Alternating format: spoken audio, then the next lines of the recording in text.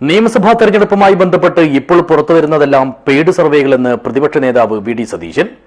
UDF 100 സീറ്റിന് മുകളിൽ നേടുമെന്നും കാസർകോട്ടെത്തിയ പ്രതിപക്ഷ നേതാവ് മാധ്യമങ്ങളോട് പറഞ്ഞു. This news sponsored by ഗുണമേന്മയോട് കൂടിയ ഉൽപ്പന്നങ്ങൾ മിതമായ നിരക്കിൽ Sreekrishna hardwares MG road Kasaragod. സംസ്ഥാനത്തെ നിയമസഭാ തെരഞ്ഞെടുപ്പിനെ മുന്നിൽ കണ്ടു പുറത്തുവരുന്ന അഭിപ്രായ സർവേകൾ ഭൂരിഭാഗവും പെയ്ഡ് സർവേകളാണെന്നും അവ ജനങ്ങളുടെ യഥാർത്ഥ മനോഭാവം പ്രതിഫലിപ്പിക്കുന്നതല്ലെന്നും പ്രതിപക്ഷ നേതാവ് വി.ഡി. സതീശൻ പറഞ്ഞു. കാസർകോട്ടെത്തിയ അദ്ദേഹം മാധ്യമപ്രവർത്തകരുടെ ചോദ്യങ്ങളോട് പ്രതികരിക്കുകയായിരുന്നു. സർവേകളിലൂടെ ഒപ്പത്തിനൊപ്പമാണെന്നൊരു കൃത്രിമ ചിത്രം സൃഷ്ടിക്കാൻ ശ്രമിക്കുന്നുവെന്നും ഇപ്പോൾ പുറത്തുവരുന്നവയെല്ലാം തട്ടിക്കൂട്ട് സർവേകളാണെന്നും പറഞ്ഞ വി.ഡി. സതീശൻ അവയ്ക്ക് യാതൊരു വിശ്വാസ്യതയുമില്ലെന്നും ജനങ്ങളുടെ യഥാർത്ഥ വിധിയെ മറച്ചുവെക്കാനാണ് ഇത്തരം ശ്രമങ്ങളെന്നും വ്യക്തമാക്കി. കേരളത്തിൽ തെരഞ്ഞെടുപ്പിനോടനുബന്ധിച്ച് പല തട്ടിക്കൂട്ടിയ സർവേകളും പുറത്തു വരികയാണ്. ഈ സർവേകളിൽ ഭൂരിഭാഗവും പെയ്ഡ് സർവേകളാണ്, പൈസ കൊടുത്തിട്ടുണ്ടാക്കിയിരിക്കുന്ന സർവേകളാണ്, ഒരു വിശ്വാസ്യതയില്ലാത്ത സർവേകളാണ്. ഇത് പാർലമെന്റ് ഇലക്ഷൻ അങ്ങനെ തന്നെയായിരുന്നു. ഈ സർവേകളിലൊന്നും ഒരു കാര്യമില്ല. ഇത് പലതും നമുക്കറിയാം, തട്ടിക്കൂട്ടിയ സർവേകളാണ്. യഥാർത്ഥത്തിലുള്ള ജനവികാരം പ്രതിഫലിക്കുന്ന സർവേകളല്ല. ജനവികാരം കൃത്യമാണ്. ഞങ്ങൾ എല്ലാ തെരഞ്ഞെടുപ്പിലും കൃത്യമായി ഞങ്ങൾ പറഞ്ഞിട്ടുണ്ട് എന്ത് സംഭവിക്കാൻ പോകുന്നത്. ഈ കഴിഞ്ഞ 5 കൊല്ലത്തിനിടയിൽ ഒരു തെരഞ്ഞെടുപ്പിലും ഞങ്ങൾ പറഞ്ഞത് അങ്ങോട്ടും ഇങ്ങോട്ടും മാറിയിട്ടില്ല. ഈ തെരഞ്ഞെടുപ്പിലും 100-ലധികം സീറ്റുമായി UDF ഐക്യ ജനാധിപത്യ മുന്നണി അധികാരത്തിലേക്ക് തിരിച്ചു വരും, ഒരു സംശയമില്ല. അപ്പോ ഇത് ഭയങ്കര ഒപ്പത്തിനൊപ്പമാണെന്നാ, പുറകെ പോകുന്നല്ല, ഒപ്പത്തിനൊപ്പമാണ് എന്ന് വരുത്തി തീർക്കാൻ വേണ്ട വലിയ മാർജിൻ LDF-ഉം UDF-ഉം തമ്മിലുണ്ട്. അത് ജനവികാരം നമുക്ക് തിരിച്ചറിയാം. ഞാൻ 125 നിയോജക മണ്ഡലങ്ങളിലും പോയ ആളാണ്, യാത്രയുമായി പോയ ആളാണ്. അതിനു മുമ്പ് ലോക്കൽ ബോഡി ഇലക്ഷനിൽ എല്ലാ ജില്ലകളിലും പോയതാണ്. ഇപ്പോൾ എല്ലാ ജില്ലകളിലും പോകുന്നത്. കഴിഞ്ഞ 6 മാസത്തിനകം 5 പ്രാവശ്യം എല്ലാ ജില്ലകളും സന്ദർശിച്ചിട്ടുള്ള ഒരാളാണ്.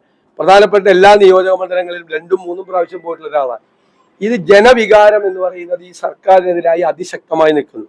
അതേ അവസരത്തിൽ ചരിത്രത്തിലാദ്യമായി, ഇന്ത്യ ചരിത്രത്തിലാദ്യമായി UDF വളരെ തയ്യാറെടുപ്പോടുകൂടി ഒരു ഗവൺമെന്റ് അധികാരത്തിൽ വന്നാൽ എന്തു ചെയ്യണം എന്നുള്ള കൃത്യമായ നിർദ്ദേശങ്ങളുമായി ഗവേഷണ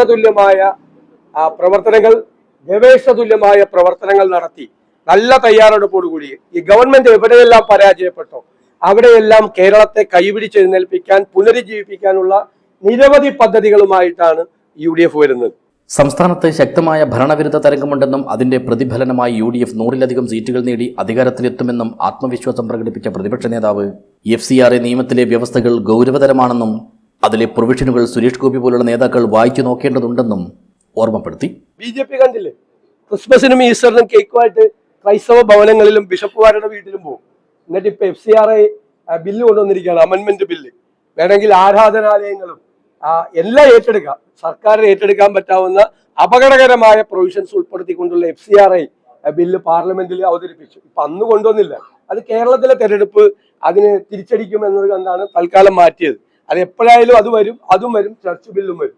അപ്പൊ ഇവര് ആട്ടിൻ തോലിട്ട ചെന്നായികളെ പോലെ ഇവിടെ വന്ന് പാവങ്ങളായിട്ട് അഭിനയിച്ച് കേക്ക് കൊണ്ടേ കൊടുക്കുകയും അവിടെ നല്ല പണി ഇവർ തരികയും ചെയ്യാം. ആരാധനാലയങ്ങളും സ്ഥാപനങ്ങളും വേണമെങ്കിൽ ഏറ്റെടുക്കാൻ കഴിയാവുന്ന ബില്ലിലെ പ്രൊവിഷൻ വെച്ചിട്ടാണ് FCRA ബില്ല് കൊണ്ടുവന്നിരിക്കുന്നത്.